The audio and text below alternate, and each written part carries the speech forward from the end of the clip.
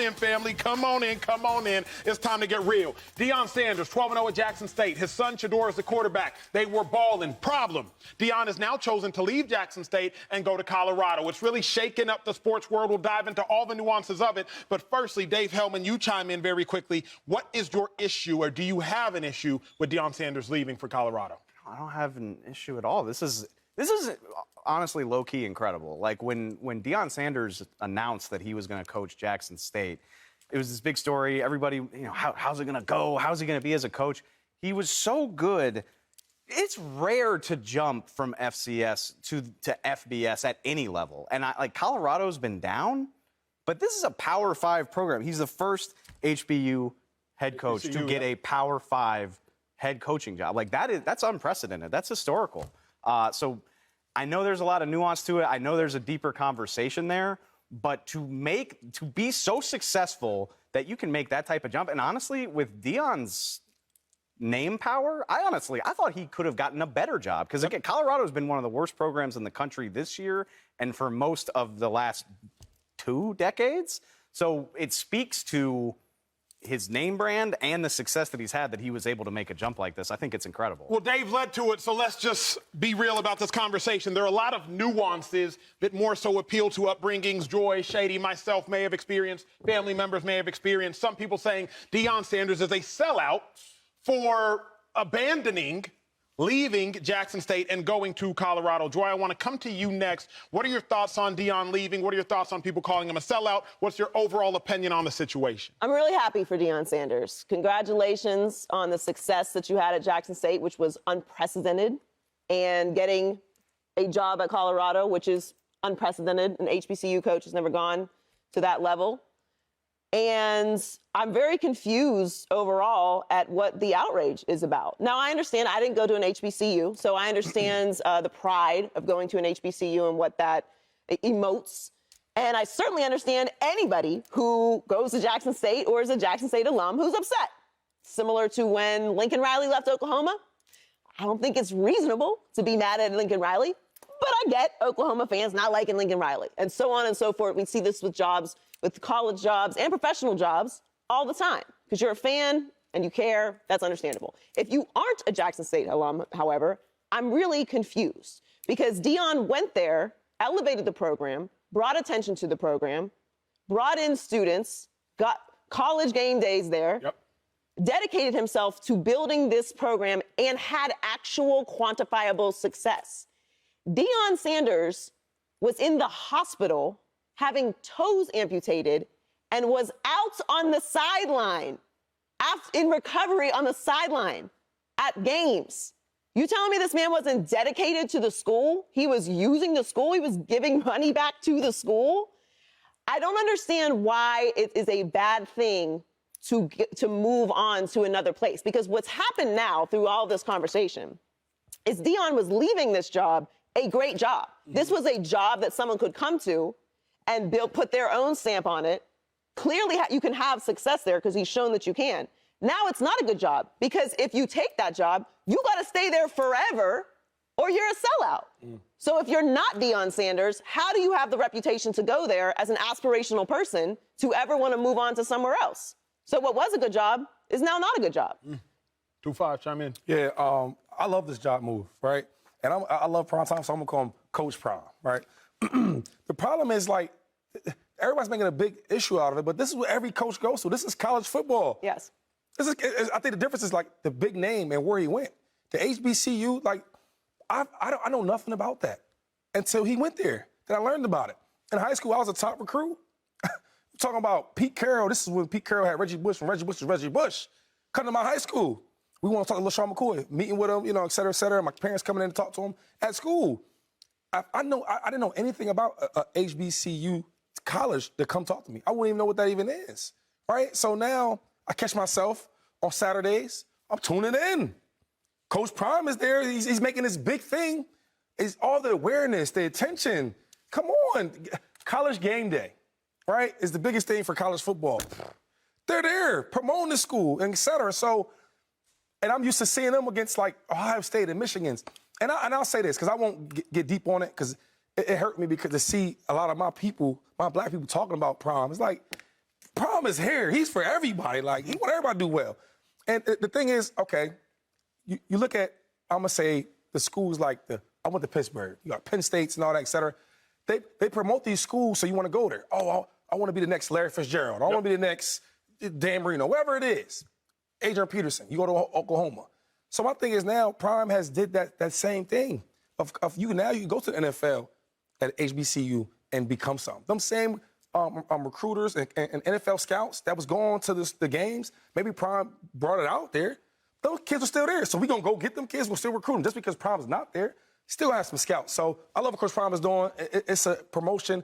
And he should do well at that Jordan, job. let me come back to you with this, though, because what about the fact that in the NBA, many people say wherever LeBron leaves, when LeBron leaves a location, the Cleveland Cavaliers the second time around, the Miami Heat, if he were to leave Los Angeles, he hemorrhages the program to some degree. He hemorrhages the NBA organization. As I'm looking right now online, I see an offensive tackle has decommitted, a 3-star recruit from Jackson State following the news. A 4-star player has decommitted from Jackson State following the news. What about the fact that Deion Sanders might be doing the program more harm in the long term by now hemorrhaging the program's recruits, taking coaches with them, taking the quarterback with them, etc.? That's college football. That's sports. You think the Miami Heat care that LeBron left and they were bad for a couple years? They do not care. Right. They went to 4 straight finals. We won 2 chips. I rode in a parade. Thank you. Thank you for coming to Miami, which, by the way, had a championship before and have been back in the Eastern Conference Finals and are competitive again. If you're a well-run program, you bounce back. What do you mean? Everything that he did for that organization, anyone who walks on let me be very clear, because sometimes people just forget who Prime is. He's one of the most famous football players of all time. He's one of the most famous athletes of all time. Yes, he is. Let's go back in time, shall we? Just to remind everyone who he is. If you walk on a field today in the NFL and have any swag, if you got a chain on, if you're talking, that is where you got it from. Deion Sanders set the look at my boy. Deion Sanders made the culture. Iconic is not even enough, okay? This man is timeless. Like, this man is timeless. He made the culture. Why is it bad for him to benefit from his own culture? This is what I don't understand. Prime is prime is prime is prime. You get an authentic person all the time. There's no confusion as to what he is or who he is or what he represents or what he's done. I don't understand the vitriol for aside from all that, a grown-ass man making a decision for his own career. Okay, let me try to chime in with some of the thoughts that I've heard representing another side. Let's talk big-scale college football, the biggest of scales. University of Southern California, Lincoln Riley was their coach this year. Lincoln Riley came from the University of Oklahoma. Oklahoma had gone to 6 straight Big 12 championship games under Lincoln Riley along with Bob Stoops. Lincoln Riley leaves Oklahoma, takes a quarterback with him, takes a strength coach with him, takes a defensive coordinator with him, takes all those pieces from Oklahoma, goes to SC. USC has its best year in the last 10, 15 years. Oklahoma has its worst year in the last 20.